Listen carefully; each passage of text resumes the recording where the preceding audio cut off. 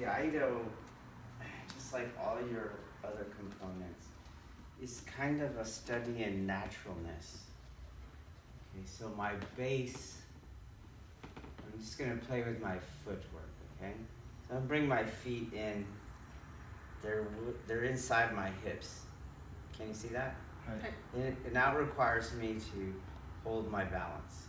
I have to actually micro-adjust through flexion, micro-flexions in my lower legs, and things like that, okay?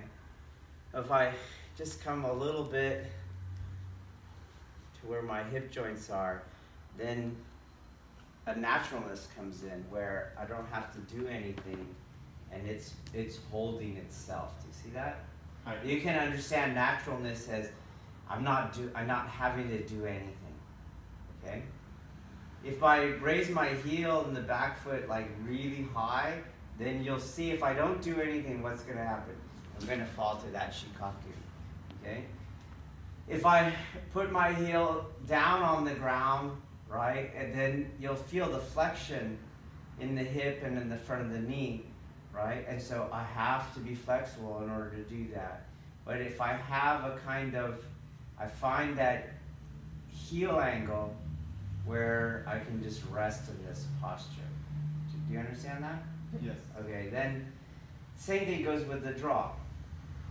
There's a natural way where my arm will move. If I start changing anything, so for example, I'm going to come with the sword all the way on the other side. You'll feel a tension here, because that's a far reach. It's a far reach to go.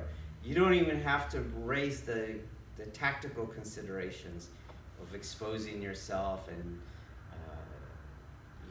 now you have to get back to the center line after you crossed it. You'll feel that doesn't feel easy. There's a tension right here when that happens. And as you start to go, the tension starts to spread from joint to joint. It's now a natural feeling. I bring this back here. And then this movement is easy to do. It doesn't require anything out of my shoulder. But if I try to draw the sword from here, then you'll feel the tension again. So the movement on this nikitsuke is I'm going to come out, and when do you start to raise the sword? Oh, right before you feel the tension. You'll feel the tension. So you start to change the cycle of action. Okay? And now the same thing. Here I'm tension free, but if I start to do more, right? You're going to feel the tension. Tension here again, tension here again. If I take the sword out of it, and when I leaned like this, do I get to do nothing? No, I have to micro-adjust, otherwise I'm going to fall forward like that. Do you understand? Right. So, keep the base natural, move the arms so that you don't have to lean to reach out.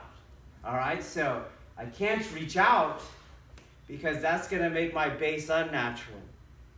So I go as far as I can, natural, and then I do this. Okay? Right. And you'll find that you can do this the whole way through. So out, the sword is off. Same thing if I go here.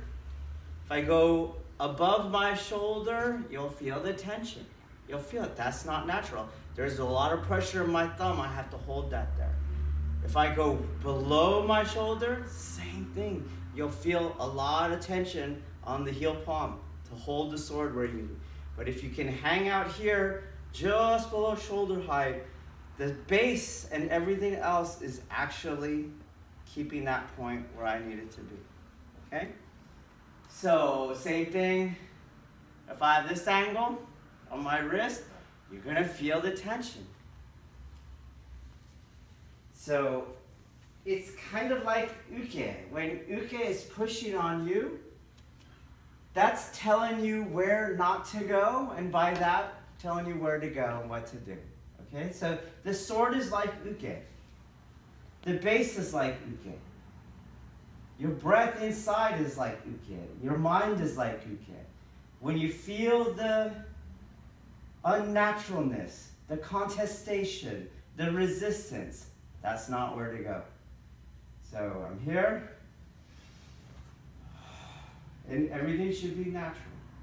Just hold it. You should be able to hang out here all day long with no sore spot on my thumb or on my heel or holding my balance. Okay? And what we tend to see is that people are caught on the final part of the move. It becomes the goal. Not realizing, no, the goal is to learn the whole move, not to just have your sword out. So people make up solutions. You see? And now, well, that's not it at all. Okay? So practice enough, calmly enough, slowly enough, with enough presence, so you can feel, ooh, I'm holding my feet are up. Okay?